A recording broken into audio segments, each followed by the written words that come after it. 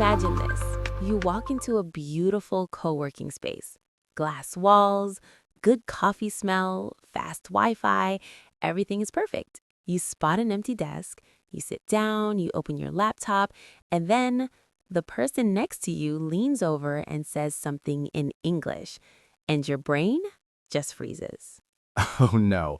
Oh Maya, that is such a real moment. That frozen brain feeling is absolutely universal. It happens to so many people.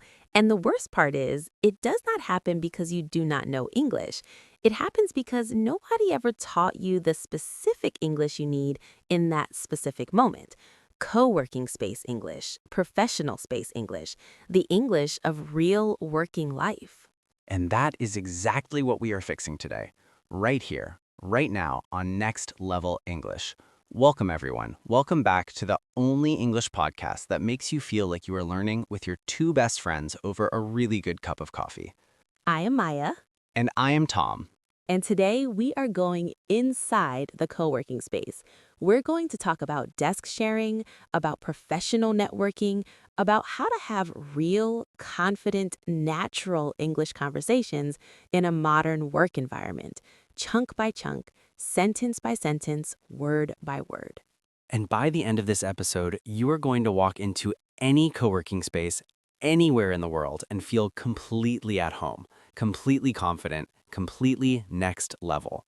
So let us start right at the beginning. You walk in, you find a seat, and someone is already sitting at the desk next to yours. Maybe they have their bag on the chair beside them, maybe their charger is spread across half the table, and you need that space. What do you say? This is the moment, and the phrase that saves you is this. Would you mind if I worked here? Ah, would you mind if I worked here? Say it with me. Would you mind if I worked here? Would you mind if I worked here? This phrase is polite, it is natural, it is the kind of English that native speakers actually use every single day in professional spaces. Would you mind if I worked here? And the key word in that sentence is mind. When you say, would you mind, you're asking if something bothers the other person. Would you mind if I worked here? Would you mind if I joined you? Would you mind if I sat here? The pattern is, would you mind if I, and then your action. Would you mind if I used this plug? Would you mind if I moved your bag just a little? Would you mind if I turned down the music? Tom, are you speaking from personal experience? Um, I once sat next to someone at a co-working space who was playing music without headphones, actual music, out loud, and I did not know how to say anything. I just suffered in silence for 3 hours. 3 hours, Tom? 3 hours? 3 hours, Maya. But now I know. Would you mind turning that down? Would you mind using headphones? Would you mind if I asked you something? And here's why this phrase is so powerful. It gives the other person a choice. It shows respect. It opens a conversation without creating tension. Would you mind if I worked here? That single sentence can turn a stranger into a friendly desk neighbor, and sometimes even more than that. Maya, are we talking about romance now? Tom, we are talking about professional networking. Stay focused. Right. Professional networking. Let's go. Okay, so now you're sitting down, you're settled, your laptop is open, your coffee is next to you, and the person beside you seems interesting. Maybe they're working on something cool, maybe they look like someone who's in your industry, and you want to connect. But how do you start that conversation without sounding strange or desperate? This is where so many professionals freeze, because starting a networking conversation feels very different from just saying hello. It feels loaded. It feels like there is something at stake. And in English, if you don't have the right phrase, you can come across as too formal or too casual or just awkward. But not after today, because today we're learning the smoothest networking opener in professional English, and it's this. I couldn't help but notice you're working on something interesting. What do you do? I couldn't help but notice you're working on something interesting. What do you do? Say that again with me. I couldn't help but notice you're working on something interesting. What do you do? I couldn't help but notice you're working on something interesting. What do you do? Now let's break this down, because every part of this sentence is doing something important. When you say, I couldn't help but notice, you are saying that you noticed naturally, without trying, without staring. It sounds warm, it sounds human. It does not sound like you are watching them. And then you say, you're working on something interesting. That's a compliment, a soft, subtle compliment. You're telling them that what they're doing caught your attention in a good way. And then, what do you do? 4 simple words, but they open up an entire conversation. What do you do is the most natural professional question in the English language. I couldn't help but notice you're working on something interesting. What do you do?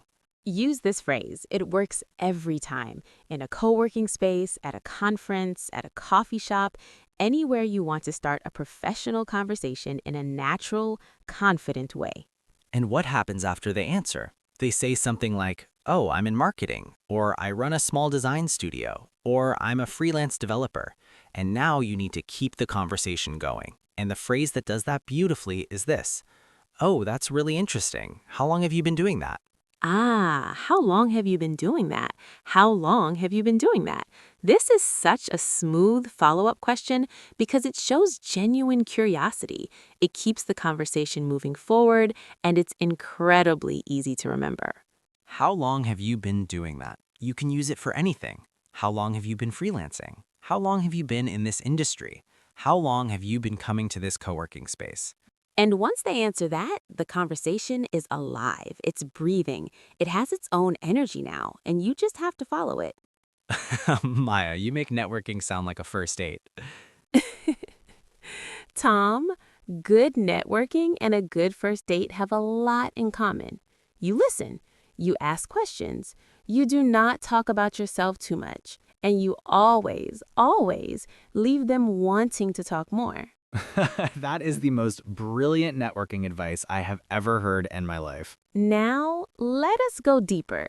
Because in a co-working space, you are not just sharing a desk for one day. Sometimes you are there every week, maybe every day. And that means you need English for an ongoing professional relationship, not just a one-time conversation. And that brings us to one of the most important vocabulary words in today's episode, mutual benefit. Mutual, M-U-T-U-A-L. Mutual means shared, something that works for both people, both sides, equally. Ah, mutual benefit. When something is mutually beneficial, it means both people get something good from it. So if someone says, I think we could work together in a way that's mutually beneficial, they mean that both of you would gain from a collaboration. Mutually beneficial. I think this could be mutually beneficial for both of us. Let us find a way to make this mutually beneficial. This phrase sounds incredibly professional. It sounds like you know what you want and you know how to talk about it. Mutually beneficial. Say it one more time. Mutually beneficial. And keep it close because you're going to need it. Now, Maya, let us talk about something that actually comes up a lot in co-working spaces, and that is the awkward situation of desk boundaries. Because sometimes people spread out, their papers drift, their charger cable crosses the invisible line, their coffee cup is now technically on your side. Tom, the invisible line. I feel this so deeply. Right? The invisible line is real. It is unspoken, but it is absolutely real. And when someone crosses it, you need English that is firm, but friendly, assertive, but polite. And the chunk for that is, I hope you don't mind, but could we? Ah, I hope you don't mind, but could we? I hope you don't mind, but could we split the table a little more evenly? I hope you don't mind, but could we keep the noise level down? I hope you don't mind, but could we share this power strip? I hope you don't mind is a softener. It takes the edge off what you're about to say. It makes the other person feel respected before you even make your request.